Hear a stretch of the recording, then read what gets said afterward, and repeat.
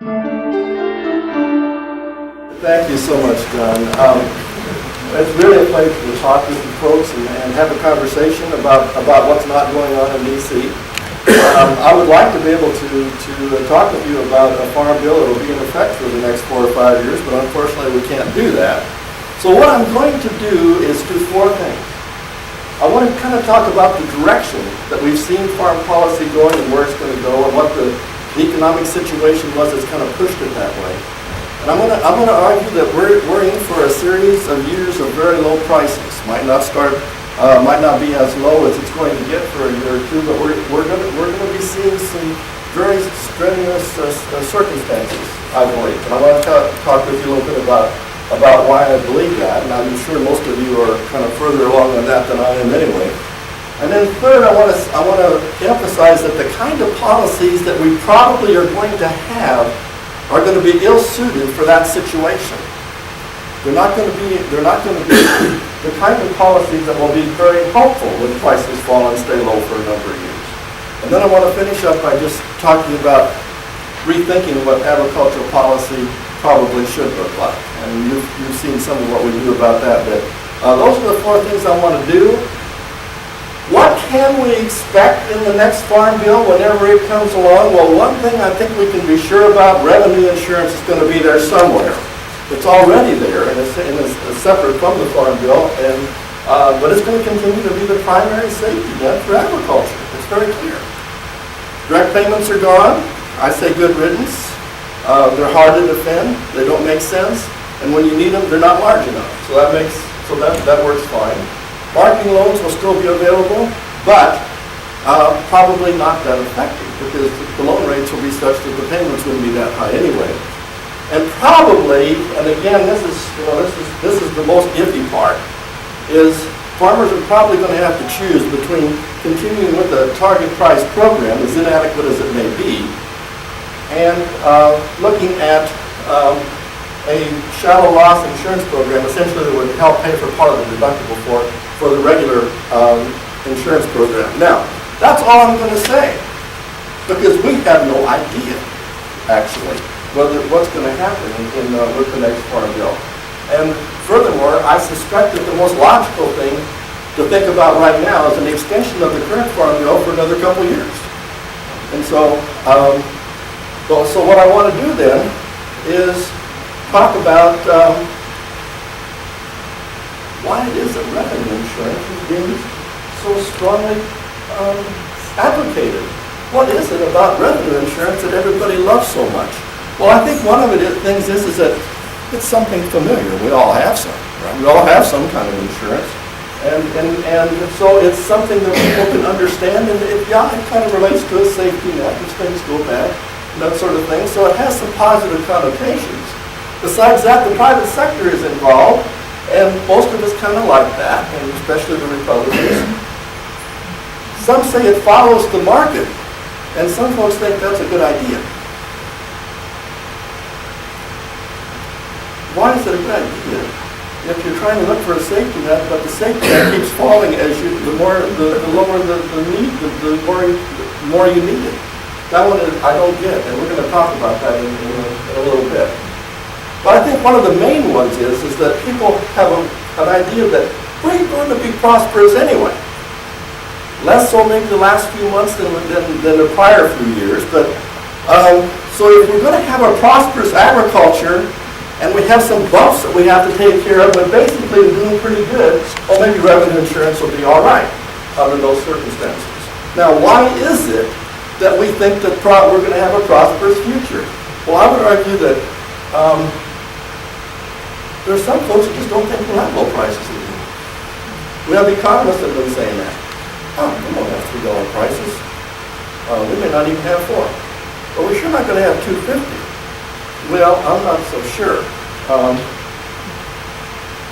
And what do they justify that with? Well, they talk about exports like we always have, but they also think that the ethanol market is going to continue to support agriculture in a way that will prevent it from happening. And then, of course, there's this one. Anybody that has gone to a farm organization meeting outside the NFU, or commodity groups, or to organizations that are putting out any kind of information about agriculture know about this 9.5 billion people, right? And boy, we're going to have to really pull out all the stops here if we're going to feed those folks. We're going to have to use GMOs and all kinds of stuff. And besides that, most of them live outside the U.S., so hey, they are probably going to be export customers for us. At least we sure think they will. And if we do have that many people, we're going to have to produce 70% more food than we are right now. And so, I'm sure we're going to be the ones that will provide it. I mean, they don't always say that, but the implication is there that we have this demand opportunity, and well, do you think you are participating in it? Well, I think most everybody that's listening would say yes. Okay. Now, one of the things to remember is that 70% increase was probably based in 2010. We're talking about 2050, so that's 40 years. The 40 years before 2010, we actually increased our production of agricultural products by 100%. Okay? So 70%, while it seems like a very large goal, is not something that we haven't done in the past. And of course, agribusiness is leading this parade. And why is that? Well, volume is everything. Low prices are good if you're putting ingredients together to make food. Price instability is good for them. They can make money on the way up, way down. They believe in reduced regulation. And they really would like to take over about everything they possibly can. So, does that really translate into a prosperous agriculture for production agriculture? Is that a prosperous future for production agriculture? I don't really think so. Now let's talk about some of these elements. Well, I think that those that have argued that the ethanol situation has not been the source of the prosperous agriculture that we've seen in the last few years are kidding themselves. I mean, that is the big deal. Now, we did have some soybean increase in demand for soybeans that helped out, but we would have been able to take care of that increased demand in soybeans pretty easily if we hadn't had the ethanol in the demand for use of corn and ethanol production. That's the biggie, in my view. Well, we can't expect that kind of growth in the future. Nobody's expecting that, and it doesn't make sense to expect it. So the ethanol issue is really is a non-starter. Now, yes, we probably will need 70% more food by 2050, but the U.S. may not be the one that benefits the most from that. On the demand side, we know that we're going to have some of those countries that are expanding their population the most that are going to also be expanding their production, and should be. I would argue that it's important that they do that, because many of the folks that are in those countries are farmers. And they need to produce food on their own. And it doesn't make sense to be pushing them off and putting them in the slums of the cities. So there is now, with the kinds of increases in prices that we've seen in general, there's an increased interest in self-sufficiency and increase in production, increase in investment in agriculture at the government level, trying to put incentives in for the individual farmers. It's going to happen, and is happening. And it's happening probably for all the right reasons. Now, but it's not just the demand side. I argue that there have been 4 times in which we have had major increases in prices, and they've all been related to demand expansions that had a political base. World War I, World War II, the 70s when we had the Russian deal, and the ethanol mandates. All of those events caused the prices to be the best that farmers had received up to that point. Each generation got their best prices during that point. One of those, depending on which one they lived in. Okay? Now None of it ever lasted. And it's the supply side that killed us. Increases in supply, both domestically and internationally, were caused the prices to come back down from where they were before. So the demand has a political base. We get the best prices that farmers have ever had, and then those prices are so large that it increases production both domestically and internationally, and prices fall back down again until we get the next one, which could be a couple generations away, usually one at least.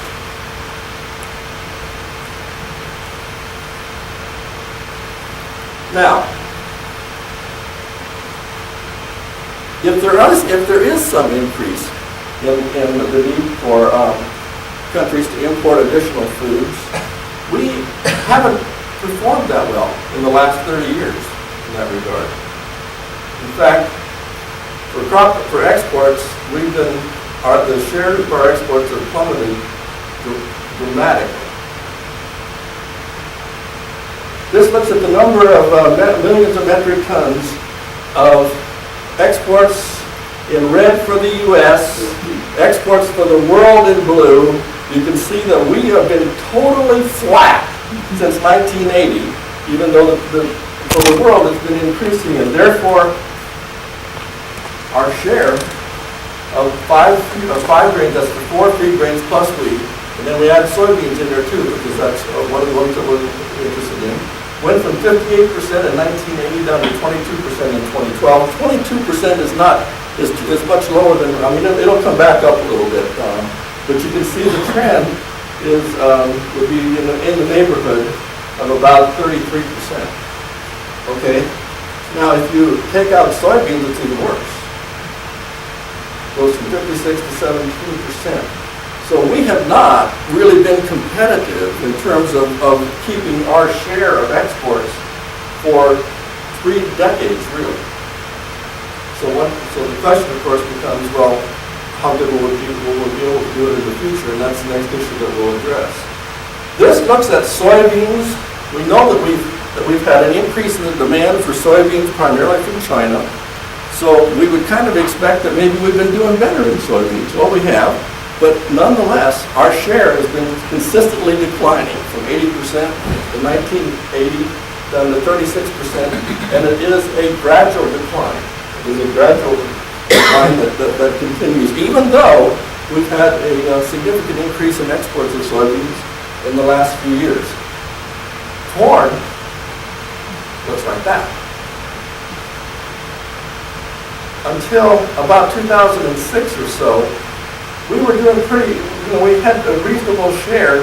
But of course, now, this last year, we've had a continual drop, a very large drop. And we've had a market-based embargo on corn exports, really.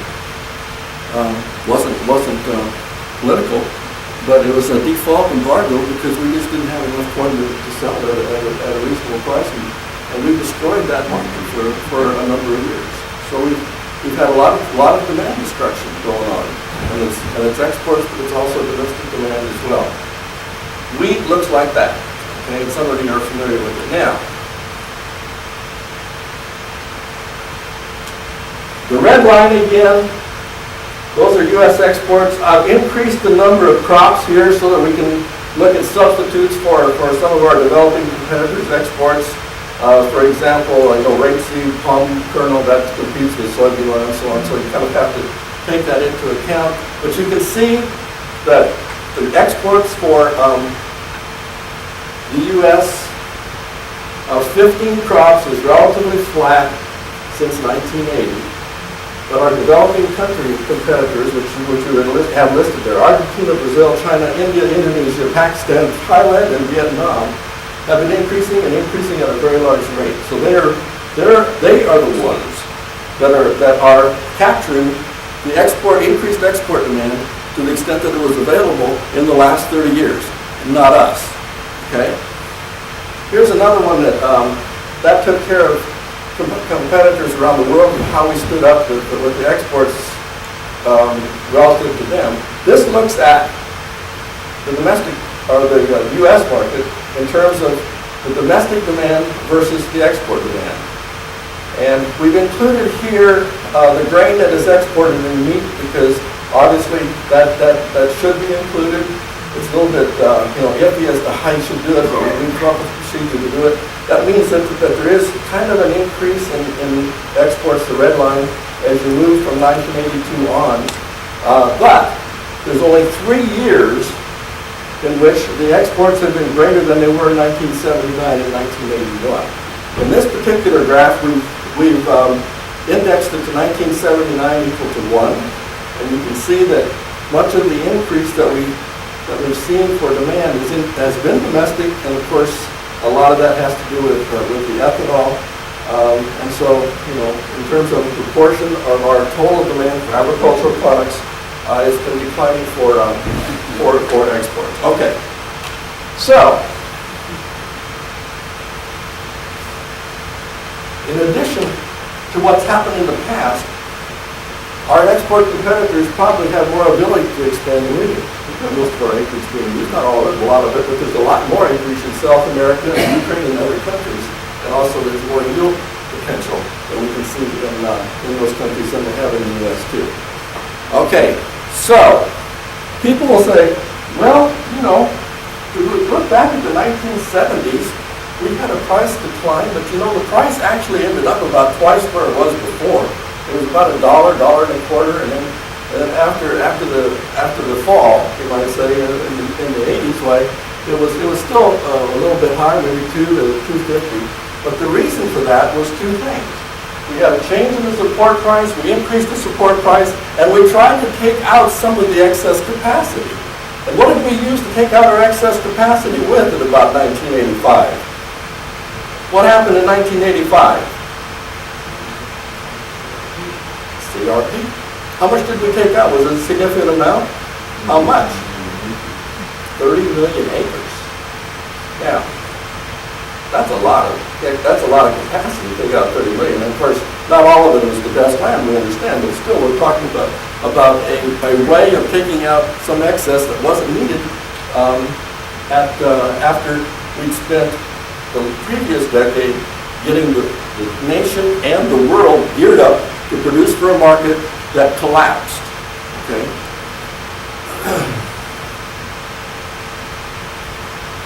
Okay, so what do we have now?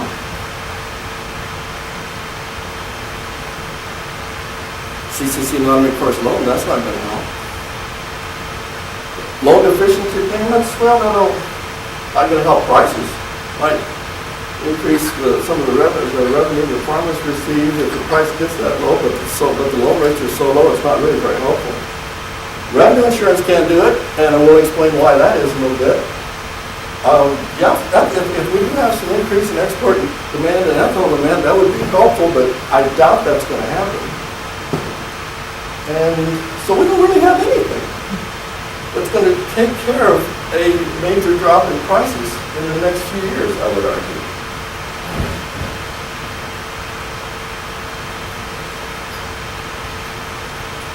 And furthermore, I think we're going to need it. I think that if you look at the excess capacity potential that we have, not in just this country, but many countries around the world, I'm thinking Brazil, I'm thinking Ukraine, I'm thinking not only just of those countries that have additional acreage available, but those that can increase their yields.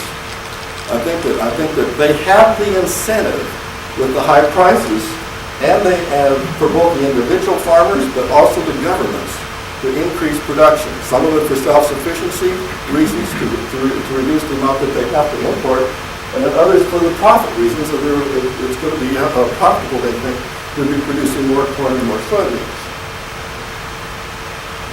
And this is what happened in the 1970s. Other countries saw the high prices, did exactly what you would expect. What happened to our export unit? It collapsed. You saw it in those graphs where in about 1982 it just went like that, and then it came back up a little bit, and then it essentially laid flat after that. And what we did was we ended up with the CRP. Now, what about them? Same thing. Our export competitors are being encouraged to increase production because of the price situation. Our import customers, they want to produce as much as they can. So here we are again. We're likely to be in a situation in which our output is going to be increasing at a faster pace than demand will grow in the future. That wasn't the case the previous 5 years, but it's likely to be the case in the next 5 years, for example. Now,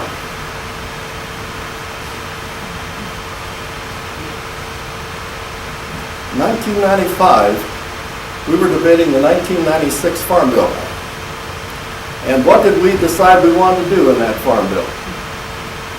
We wanted to transition payments from where they were down to zero. Why did we want to do that? Prices were really high, relatively, at the time.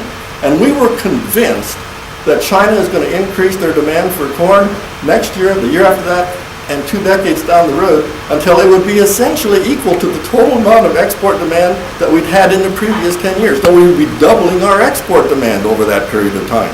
That did not happen. That did not happen.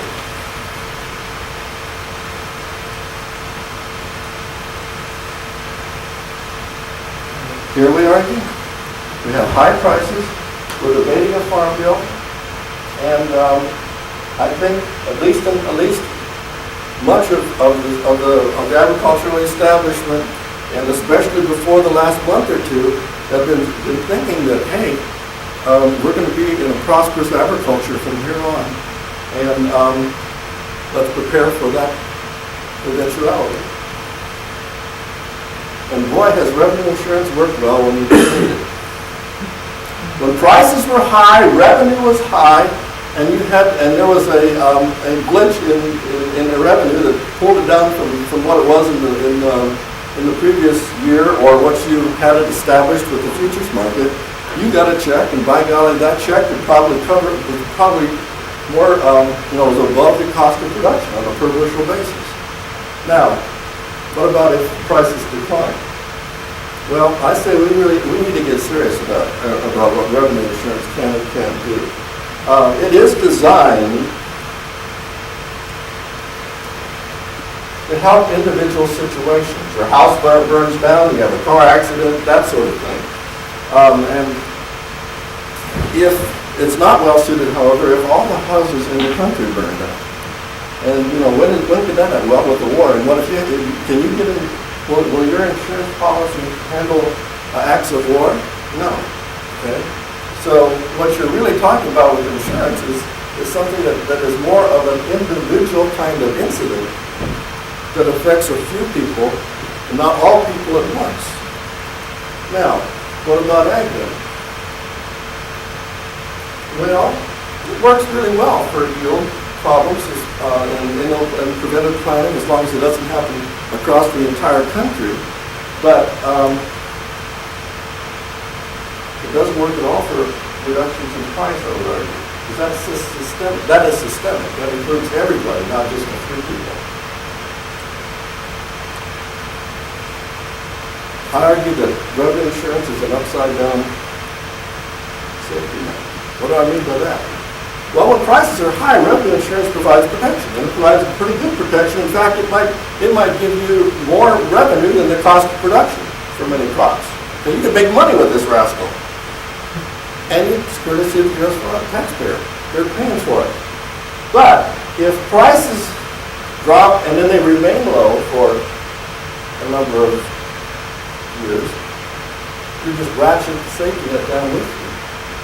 And yes, it follows the market, but that's not very helpful if it doesn't pay the bills. So what it really does then is it's very possible that after a few years, what you could be doing is guaranteeing a proportion of a low price, and that price doesn't even cover the cost of production. So you're essentially ratcheting down your safety net to the point that it's not a safety net at all.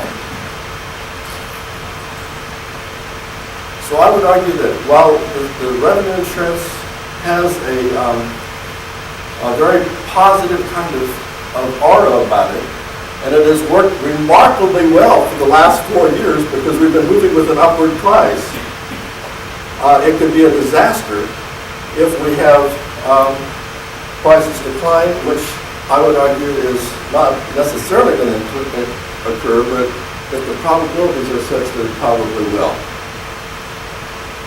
Well, what could be done to help out then? Well, what we could do is we could limit the revenue insurance to cover no more than some proportion of production costs. That would at least put a cap on the top. Now, will people be inclined to do that? Politically, I doubt they will, but that would be one thing that you could do. You also could provide some protection on the bottom side so that you would protect at least some part of the production cost, maybe the variable cost of production. That would help out some, so farmers would be in a better shape to handle it, even if prices did decline. If you use production cost in some fashion rather than prices. Reduce administrative costs. You know, when you go to a farm and you write an insurance policy, why does it cost that agent any more to write a policy for somebody that has 1,000 acres?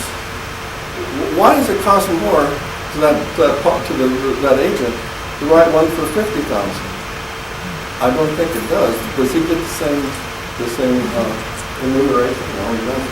So I think there's ways that we can reduce that. The best of all, we let the FSA do. The Farmer Security Administration. They have all the information. In fact, the insurance companies, they get their information, a lot of it from FSA. So and to me, that would be something that could make that program that much more efficient. The other thing is just to start over, let insurance do what it does best. And what does it do best? It does some protection for yields and preventive planting and that kind of thing. But it doesn't do much for price and income protection.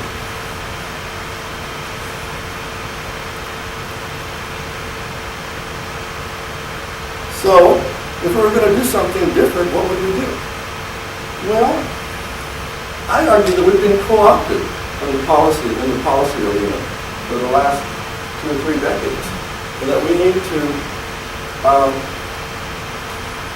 not allow, when prices go, for the subsidies to go to the users of our product, but rather make them pay for the full cost of the product. And that includes livestock producers. I know many of you are livestock producers, but as an economist, I can't see why subsidizing the livestock industry with taxpayer money is any better than direct payments when crop farmers don't need them.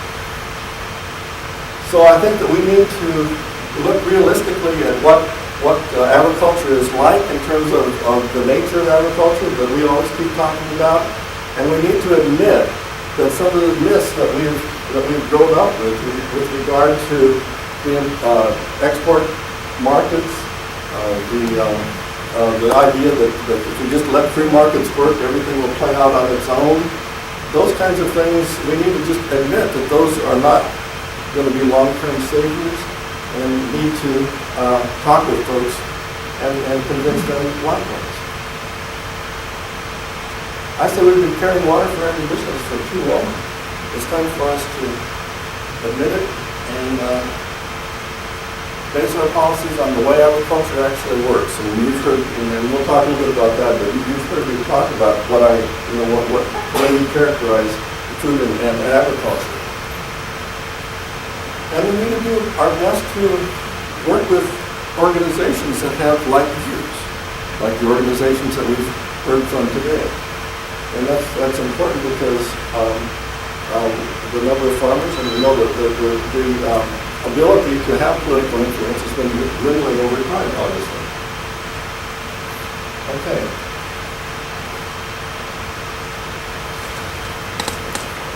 Another thing too is that we get continually hit with, well, that's a policy of the past. That's not going to work. And the truth is that if you take a look at what those policies were and how they would have worked had we used them instead of the ones that we had in place, we would find that they work pretty dang well. And we need to keep making that argument.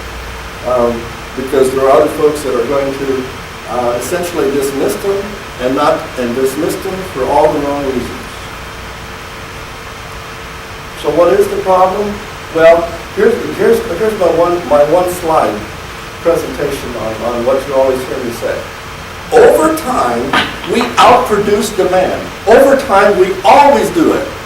Not just once in a while, we always do it. It's just a matter of when, okay? And we have deal variability, obviously, that we have to deal with as well. And the problem is that in other industries, you lower the price and it self-corrects. You reduce the price, people buy more, the producers produce less, the price responds, everything is great. That isn't what happens in agriculture, and we know why. You can't walk away from not eating. You gotta do it, okay? It doesn't matter whether the price is low or the price is high, you gotta buy it. And so you don't respond to the lower prices by eating 5 meals a day. It doesn't happen. You reduce the price of cars by 50%, you might get another one. You don't do that with food. So on the demand side, there's not much self-correction. And I would argue on the supply side, there's not much either. Because you know that farmers are going to produce something on that land. Now eventually, if prices stay low, they'll convert it to maybe non-row crops and that kind of thing, but they're not going to do it right away. It might take them 4 or 5 years to move it. So there's not a time adjustment in agriculture. So you have to take that into account when you're trying to come up with policy, is my idea. Okay. So I think you need a farmer-oriented agricultural policy. You need one that includes a farmer-owned reserve. You need one that has a relatively wide price band so that you can let the market work in that band. Just let it work in that band, but don't let it get outside very far. And if it does, well then bring products on, take products off. You might have to have a set aside depending on how much overcapacity you might have at that time. Keep payments as low as possible. In other words, make farmers dependent on the market prices and not on government payments. And if it's really bad, why don't they have long-term reserve and increase it like that? See, I'm worried that that's exactly the situation that we have. When you think about how similar the situation is today as it was in the 70s, the end of the 70s, in terms of the incentives that people in this country and around the world have to increase production, it doesn't seem that much different than today. And if that's the case, why we've got serious trouble here, and it's not going to be solved very easily, and it might require us to think about doing some things that we otherwise wouldn't think about. Now, what we will do is we'll call it something else. We'll call it conservation, we'll call it environmental bank, I don't know what we'll call it. We'll put a different kind of name on it, but when it comes right down to it, most of it would be involved in reducing production capacity, in my view. In the long run, we may need international supply management. And it's even going to be more likely after going through the last 5 years than it was when I've talked about this before. Is that going to be easy to do? Well, maybe not as hard as you think, because outside the U.S., supply management has a much different connotation to it than it does in the U.S. In the U.S., it's horrible. You can't talk to anybody that really likes it except you folks. NFU, OCM, they get it. But you go to other countries, and about any continent that you want to think about, and they're talking about it right now. So there may be some opportunities out there that wouldn't be obvious if you didn't, it isn't obvious. And it is true that if we just did it ourselves, it would benefit not just us, it would benefit other farmers around the world too. But if it's really a significant situation, you're going to have to bring in the others. You're going to have the Brazils, for example, because they're the ones that have actually been absorbing most of the production anyway. Most of the production increase has been from Brazil and other countries. Okay. Let's bring it to an end.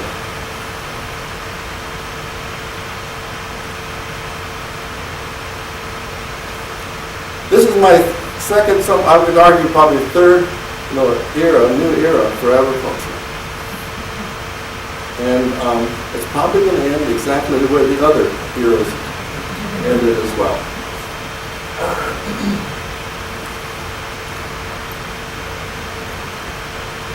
After a similar situation, we've had agriculture come and just slam us with product and prices plummeted.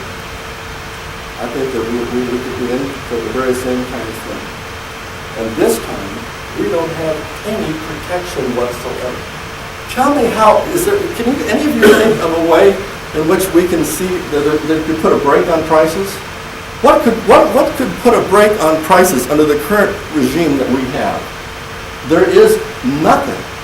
Now, there might be some payments that you can get with loan efficiency payments or some direct payments that would come out, but the prices, there is zero is the limit. We'll let it go that way the first time. But, it's not $3. There is no floor as to how low it can go. And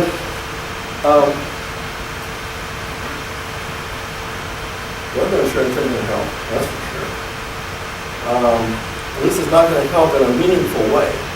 It'll provide some additional money, but it's not going to provide the kind of fill the gap that people are thinking about. Now, what does that leave us? Well, it leaves us at about the same place that we had in 1977. And CED and the conservative think tanks and so on, they would like to make us think that agriculture, economics, and economics is a physical science, where all you got to do is just figure out the rules and abide by them, and it'll take care of itself. We know better than that. We know that it's a social science, and that we have to decide what our objectives are as a society, and we have to develop a policy that will help us achieve those objectives. I argue that we have just kind of let this thing go on its own and let agribusiness take over in terms of the objectives that we've had for agricultural policy for way too long, and it's time for us to take that mantle back and help come up with a policy that makes some sense for agriculture. Thank you very much.